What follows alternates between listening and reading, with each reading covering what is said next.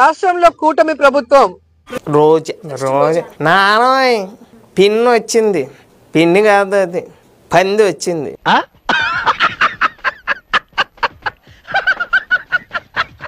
ప్రజలకి మంచి చేయాలన్న ఆలోచనని గాలికి వదిలేసి తప్పంతా నాదే బాబు. అసలు శని నీ నెత్తి మీద తాండవం చేస్తున్నాడు అనుకున్నా గానీ నువ్వే శని నెత్తి మీద తాండవం చేస్తావు నేను గ్రహించలేకపోయా. ఈరోజు వైఎస్ఆర్ కాంగ్రెస్ పార్టీ నాయకుల మీద, కార్యకర్తల మీద ఎలాంటి దొంగ కేసులు పెట్టి వెరీ గుడ్ ఏ విధంగా హరాస్ చేస్తున్నారో మీ అందరూ కూడా కళ్ళారా చూస్తున్నారు. నువ్వు ప్రెస్ మీట్ పెట్టేవరకు నువ్వు ఎదురుకుండా ప్రెస్ వాళ్ళు కూర్చున్నారు చూసావా, వాళ్ళది ఫస్ట్ దౌర్భాగ్యం. మీకు ఓట్లేసినందుకు యువత వాళ్ళ చెప్పులతో వాళ్లే కొట్టుకుంటున్నారు.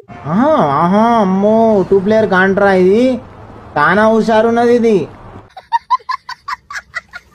మొన్న పెట్టిన బడ్జెట్ తో ప్రజలకి క్లియర్ కట్ గా అర్థమైంది ఇది మంచి ప్రభుత్వం కాదు, ముంచే ప్రభుత్వము అని.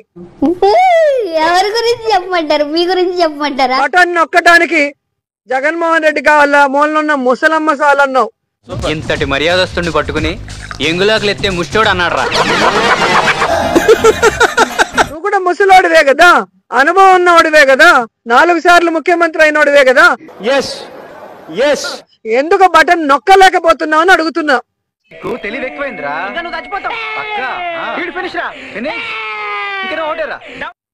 ఈరోజు రాష్ట్రంలో పోసాని కృష్ణమురళి గారి కేసు మీరు చూశారు. అందులో తప్పే ఉంది, అది ఆర్ట్ అంటే ఆర్టిస్టులు కూడా అరెస్ట్ చేస్తున్నారా?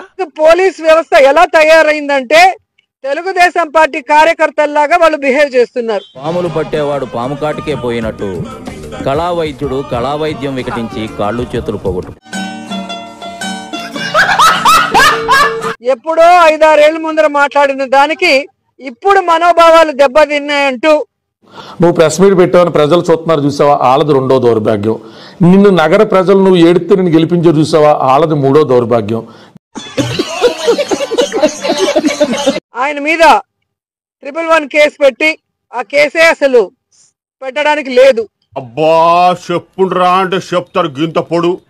అయినా కూడా సెక్షన్స్ ని కూడా మిస్యూజ్ చేసి ఏ విధంగా అతనికి హెల్త్ బాగాలేకపోయినా అరెస్ట్ చేసి భయభ్రాంతులకు గురి చేస్తున్నారు. క్రియేషన్ లో చాలా దరిద్రం ఉందయ్యా, అది నీకు మాత్రం అర్థమైతే సరిపోతుందా? చూసేవాడికి అర్థం అవ్వట్లేదా? మీరు కళ్ళారా చూస్తున్నారు. అంటే ఒక ప్రెస్ మీట్ లో మాట్లాడితే అటు చూడు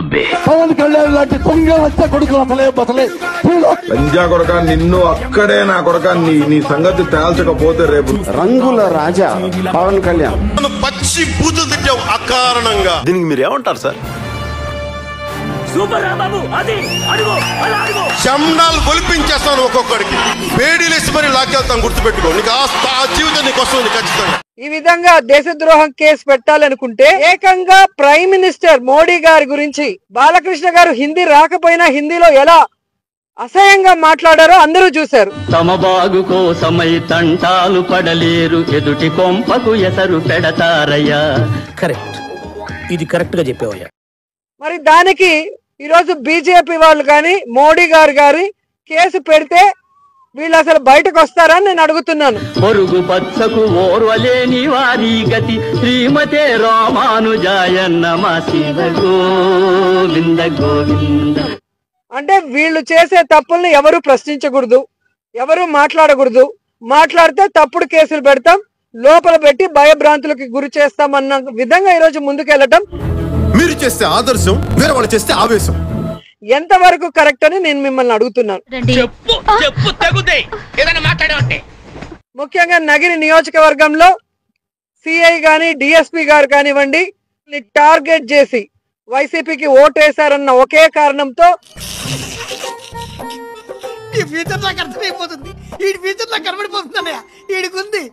ఈరోజు అటెంప్ట్ టు మర్డర్లు గాని ఫోక్సో కేసులు గాని ఈ విధంగా వాళ్ళ మీద కేసులు పెట్టుకుంటూ వాడు అడగకుండా మీరు ఎందుకండి సలహా ఇవ్వడం? అడగకుండా ఇచ్చేదాన్ని సలహా అంటారు, కెలుక్కుంటే వచ్చేదాన్నే వాసన అంటారు. కేసు నంబర్లు తప్పుడు వేసి జైల్లోనే వాళ్ళు మగ్గే విధంగా వాళ్ళు ప్రొలాంగ్ చేయడం అనేది గమనిస్తేనే ఈరోజు తెలుగుదేశం పార్టీకి పోలీస్ వ్యవస్థ ఎలా పనిచేస్తుందో కళ్ళారా మనం సైతాన్ వేదాలు వెళ్లిస్తుందా? అసెంబ్లీలో జగన్మోహన్ రెడ్డి గారికి అపోజిషన్ పార్టీ హోదానివ్వరు. మాకు ప్రతిపక్ష హోదా ఇవ్వాలి అనేది చాలా బలంగా మాట్లాడుతూ వచ్చారు. ఇది అడిగితే వచ్చేది కాదు, అది ప్రజలు ఇస్తేనే వస్తుంది. ఇప్పుడు ఎక్కడ కొట్టాలరా నిన్ను? పట్టుకుంటే పని మార్గం లేదా?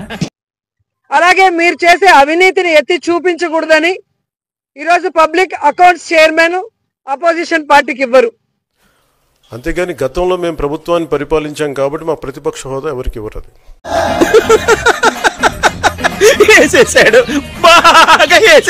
ఇదే కనుక జగన్మోహన్ రెడ్డి గారు చేస్తుంటే ఒక టీడీపీ కార్యకర్త అయినా, ఒక టీడీపీ నాయకుడైనా, ఒక జనసేన కార్యకర్త అయినా, ఒక జనసేన నాయకుడైనా ఈ రాష్ట్రంలో బ్రతకగలిగి ఉండేవాళ్ళ.